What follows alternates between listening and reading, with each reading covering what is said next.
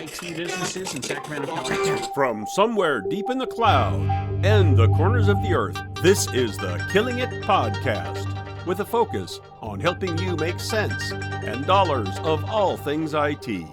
With your hosts, Dave Sobel, Ryan Morris, and Carl Polachuk. Welcome, everybody, to episode 189 of the Killing It Podcast. Boy, it's good to be back. I haven't said Killing It in 3 weeks. And we missed you, although we had a good time hanging out with Nadia. Nadia. I was gone. we did know you were gone because we realized, oh, hey, we're a little bit like teenagers who aren't very disciplined, and Carl's the one who keeps this machine rolling. So I know I had to step in on time, so I did my best effort. But Nadia was great fun. She had a lot of fun mixing it up with us, and we were looking forward to it. She did a really great job, and thank you, Nadia, for stepping in. We certainly appreciate it. Now, the question of the day to kick us off, the fun one, because it's very appropriate with Carl back.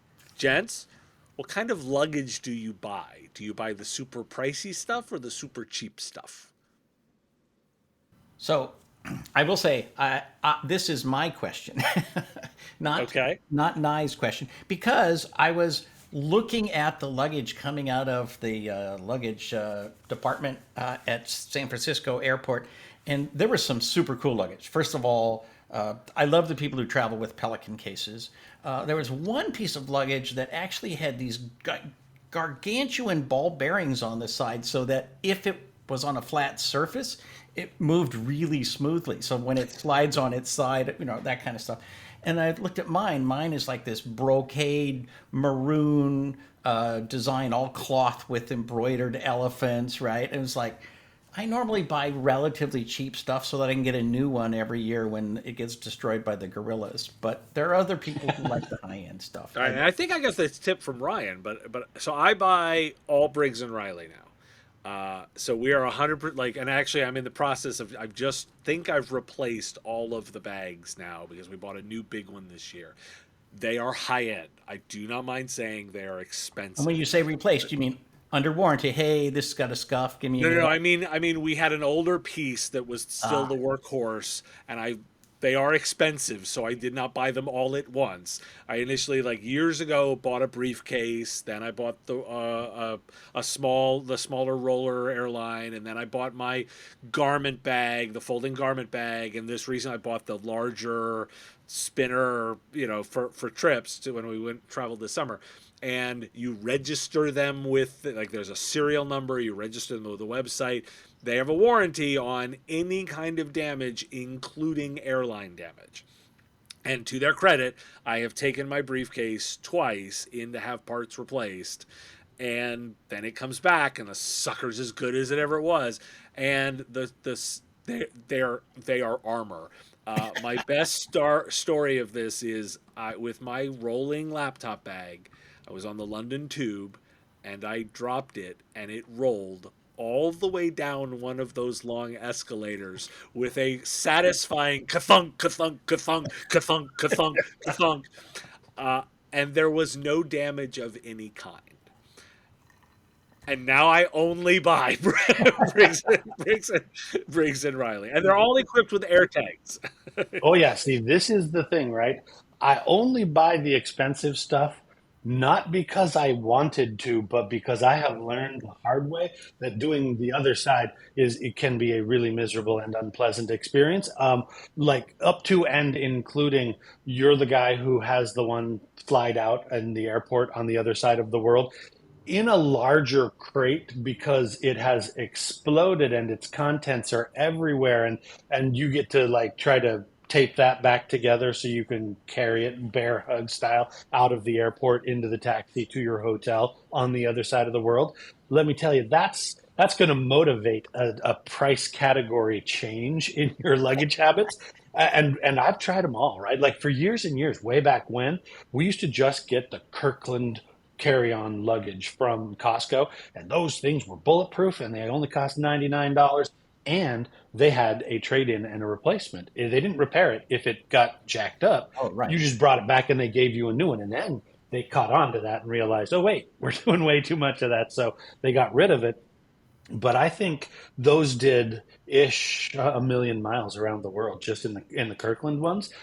But then they were the ones that exploded all over the place. And so I traded up and traded up. I've experimented with very many different, very expensive brands.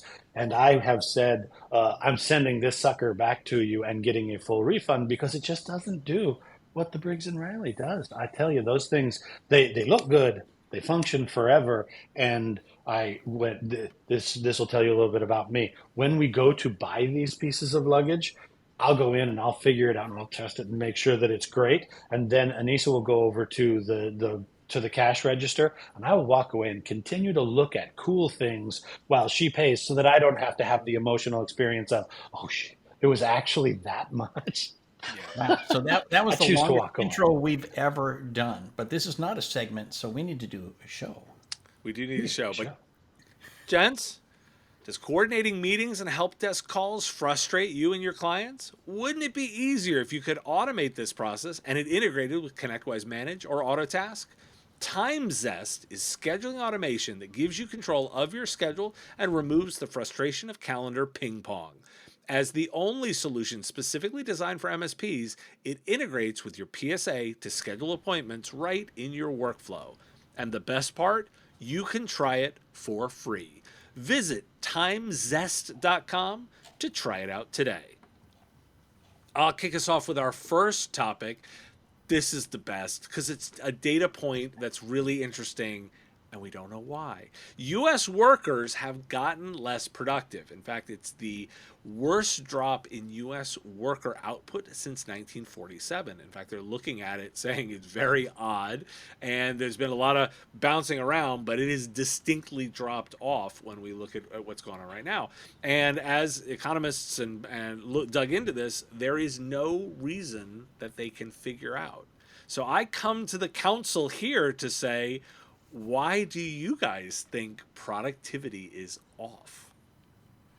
Well, let me just say one of the classic things that happens with regard to the economy is that productivity normally goes up, up, up, up, up as the economy improves because eventually you have people doing as much work as possible before you hire somebody. You put off hiring somebody. So the amount of labor that gets done per employee is very high. And then suddenly you start hiring people and productivity drops because now you have more people and the same amount of work, right? So there's that evaluation, but it's not clear where we are in that cycle because we don't really, we have to look back and see whether we're growing or shrinking and so forth. So that's one piece. I think quiet quitting is probably a tiny piece of this. I think a bigger piece of it is between home and work, we have too much technology. We are switching apps and switching things and switching modes so much that we've introduced this massive delay as our brains go, okay, I'm not on Zoom now, I'm on Teams and I got to check my email before I get going with that. And so right? Instead of a smooth transition of 5 minutes walking down the hall, we spend 20 minutes trying to figure out where the hell we are with regard to all of our technology and our 14 screens.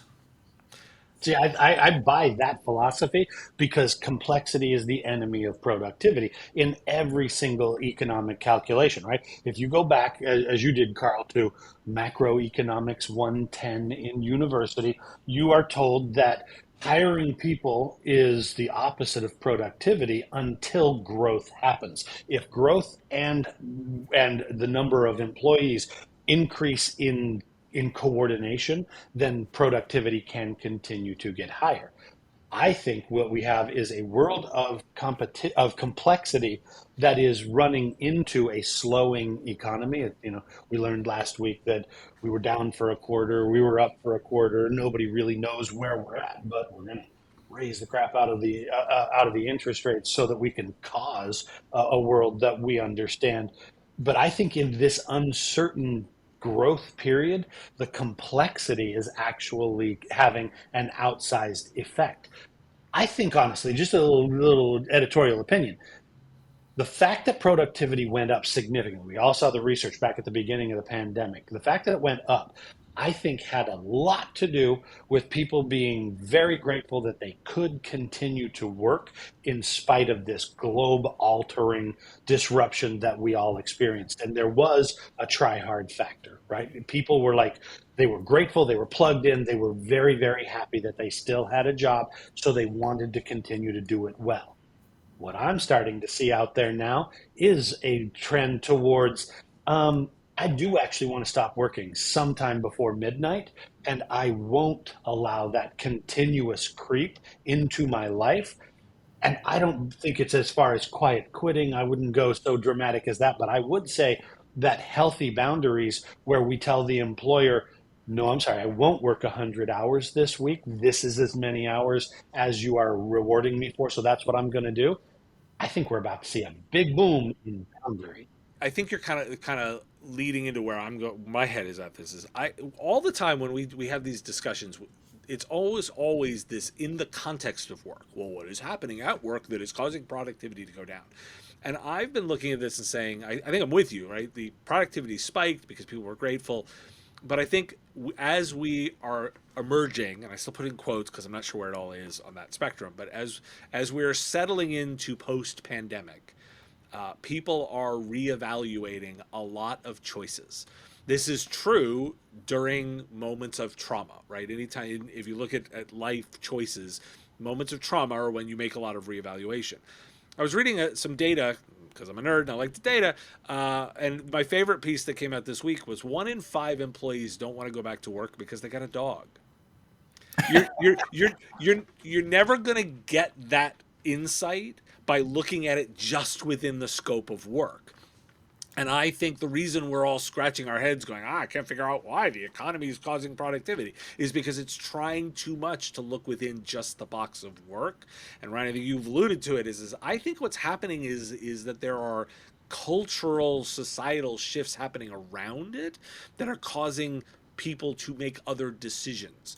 And so the quote unquote old way of measuring may not make sense because they may be saying, well, productivity is down.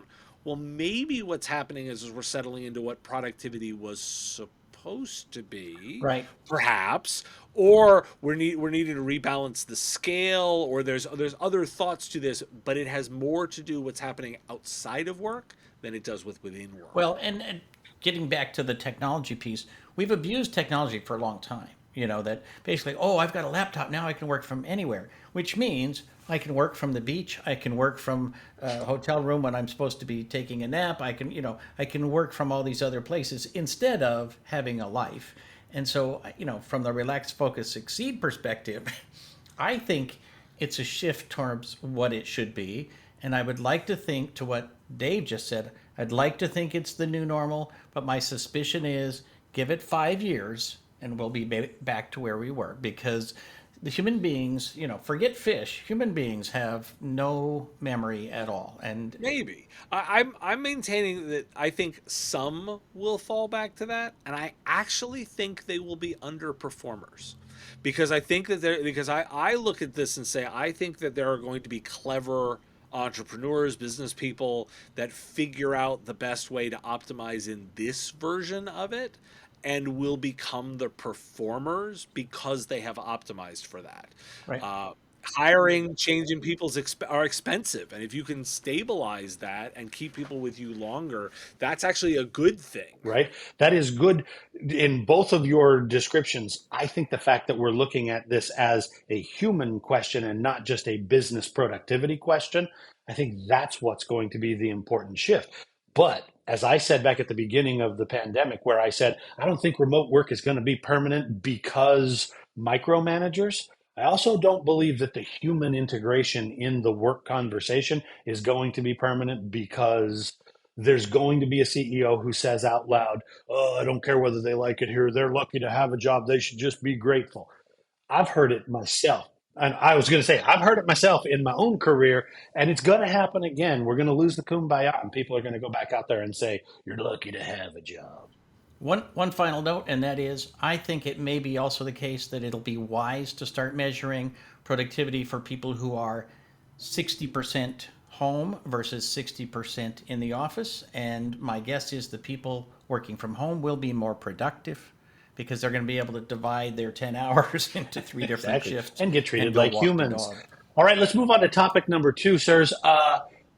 In the spirit of some more confusing and contradictory economic indicators, Gartner's come out with their forecast for cloud spending in 2023, and they are bullish. Now, we're going to link to an article, an analysis of kind of their breakdown of numbers in the show notes. And I would highly encourage, if you haven't seen this somewhere, go in there and figure it out, because you, me, and everybody who does technology for a living, we've been saying, the cloud is actually got some economic benefits, and it's got some infrastructure utilization benefits. And there are some real good things about this.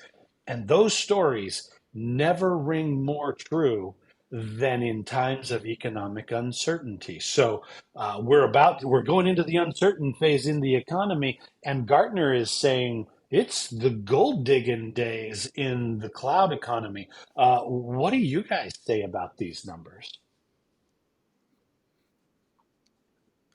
Well, I want to put some color around that too, because I covered this on Business of Tech as well. And the other thing I linked it to was last week's earnings, or 2 weeks ago earnings calls from the big cloud providers, right? Google, Amazon, and Microsoft all warning Wall Street of a slowdown in their cloud spend or their acquisition and revenue. So it's funny that Gartner comes out at the same time going, it's gonna be great, when the top three stocks in the space are saying, maybe, right? So now I think there's a certain degree you can always have to look at those estimates and say, like, look, they are in the business of under promise over deliver, because that's good for the stock, right? So I have to acknowledge that. But my take has been that this is what happens in slowdowns, that from a execution perspective, the big three are saying, well, there may be a few less people at some of these companies, there may be a little less drive on the investment. So we, the individual providers, are likely to see some slowdown. That said, it is the clear trend of you're going to pay more on consumption. It is the way to do. There will be a larger space of growth, and I'm inclined to think that Gartner's saying, yeah, we're expecting a lot of the businesses that get created to do this. We're expecting more conversion toward it.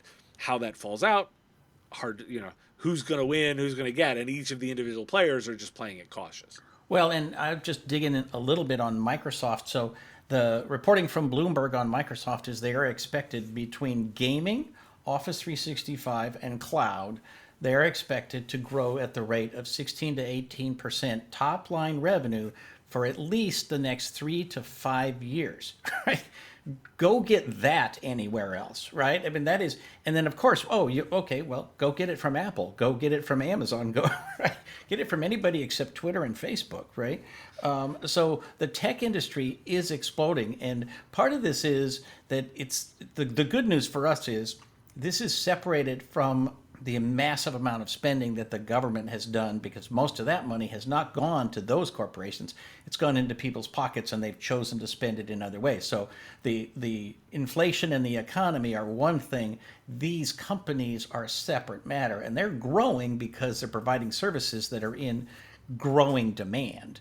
So if you think that we have a problem with how many jobs are open in IT today, give it 3 years, right? And because it's not a matter of we don't have enough workers in the U.S. All of these are global companies. We don't have enough workers in the world for the jobs that are being created in tech, and we're going to have to figure out what to do about that. Yep, I think that human question is going to be massive as we go into the shift out of end user IT department job descriptions into service provider job descriptions, whether they are massive hyperscalers or whether they're the individual local service providers. I think there's going to be a big shift of labor allocation from one to the other, which I tend to think is economically a lot more efficient. I think it's going to be a good thing. But this is breaking the trends of forecasts across any of the categories that we're looking at in technology. Like you said, Carl, the economy is getting one forecast and then these individual players within it. But if you look at hardware, if you look at software, if you look at professional services, telecommunications, cloud services, the only one that's really forecast to grow, well, there's two. There's one that's forecast to grow around the cloud, and the second one is forecast to grow around cybersecurity because we still haven't figured out how to fix that problem. We're throwing money at it, right? But the cloud is interesting. My takeaway on this is I buy the economic argument that if you take away the massive upfront outlay of cash on acquisition and you spread it out, even if my total cost of ownership is higher over 3, 6, and 9 years, the fact that it's convenient monthly payments is much more tolerable in an uncertain economy. So I think that that's going to be the driver.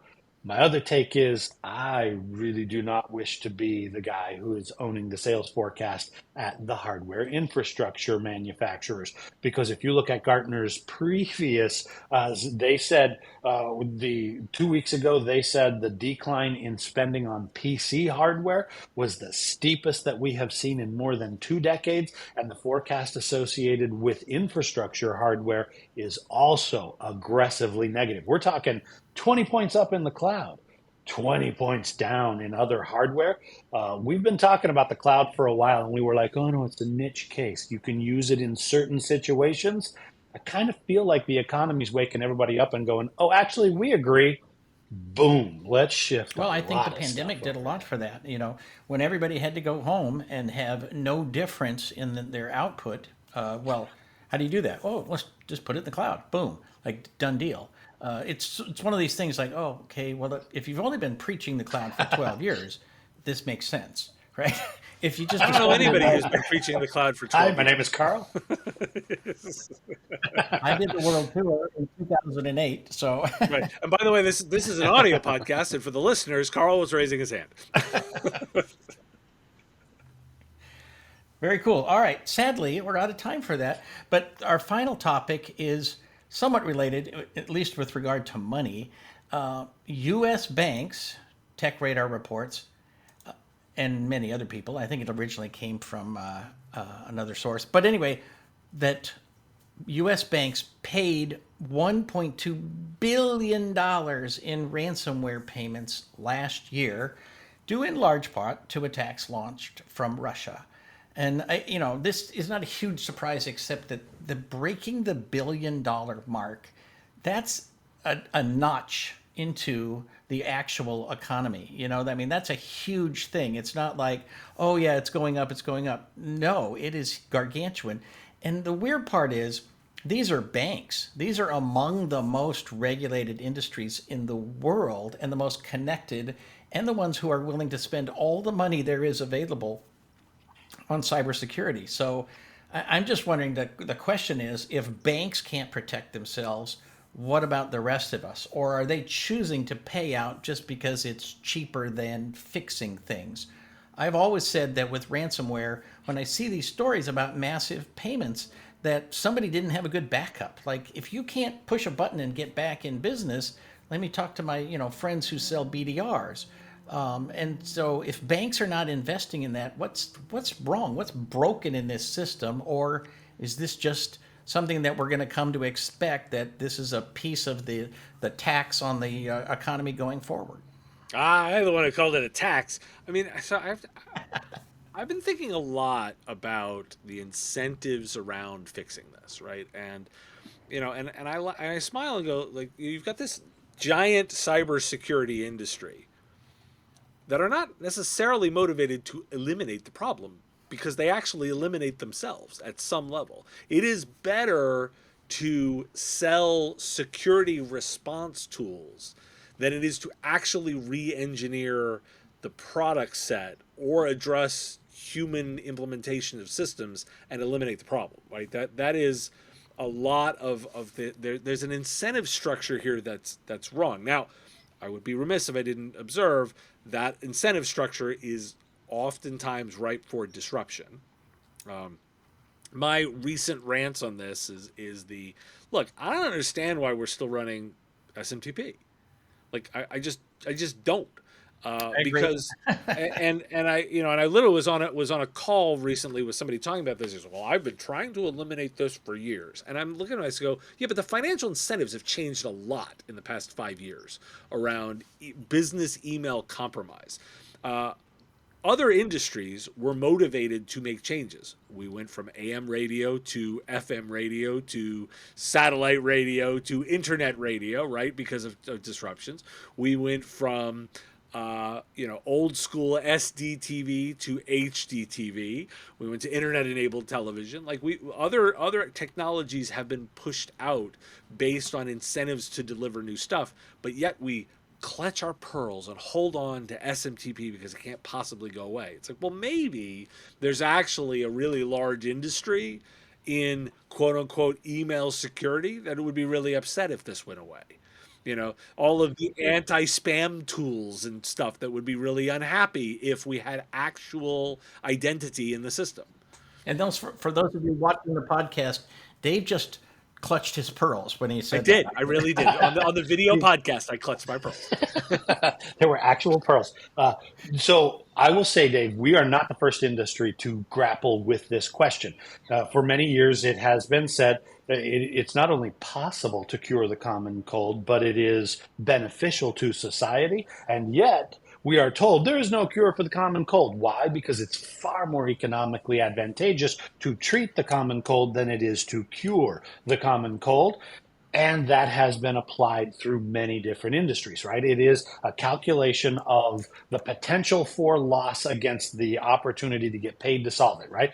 Cars could be built much more safely than they are, but investing in new brake systems and safety systems and other things like that, that's really, really expensive, whereas we're only going to lose X number of people a year due to accidents. And we believe that the court payouts for the people who die in car accidents are going to be radically less expensive. Now, I'm not saying that's a moral or an ethical position. I'm saying that is the calculation that industries go through.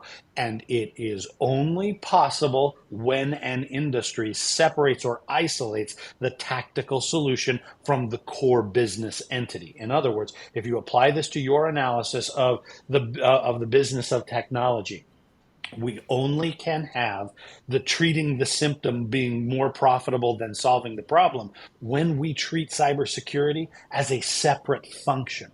When we design in that capability at the product level, when security becomes the responsibility of the business application providers, the business network providers, when I as the user am not responsible for my own quality of service, because it's built in and it's inseparable, it's indispensable, the economics change radically, right?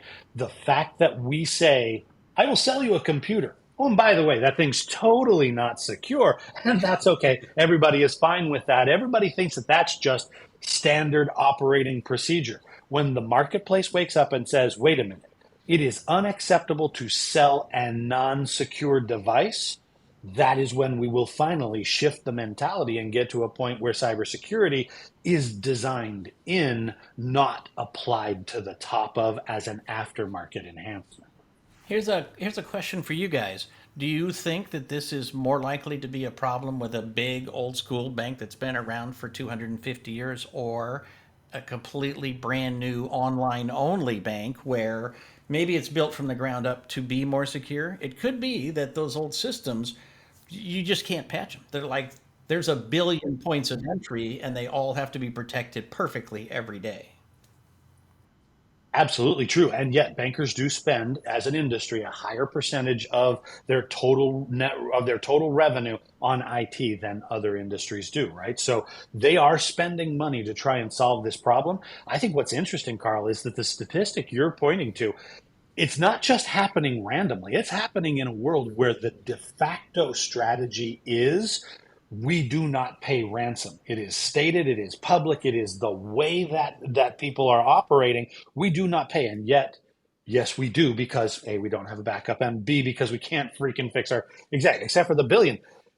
If they were looking at it like, geez, I just can't fix the problem, that billion would be 10. And that's the thing. That's the best they can get. And knowing a bunch of bankers in this world, it's not that they're not trying. It's that the systems are new and old just radically open to exploit.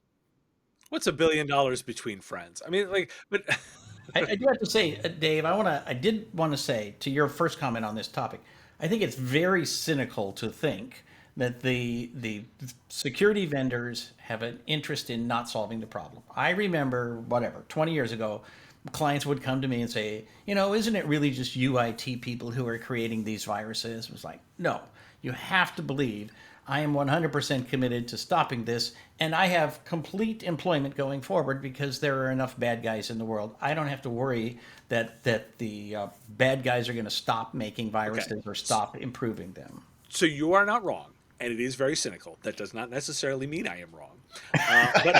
Okay, but let's take. I make the point cynically to make the bold point, but I want to end with sort of the thinking of, look, we understand that the biggest problem in security is human, yet it continues to be tools and vendors that are approaching on this.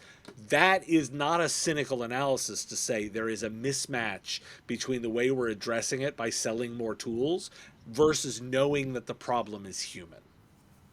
Very good.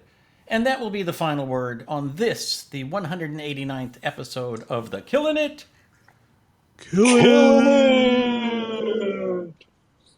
podcast. Thanks for tuning in to the Killing It podcast. Please share with your friends and tell everyone to subscribe on iTunes, Stitcher, and all the podcast places. Join us next week and help us keep killing it in the technology business.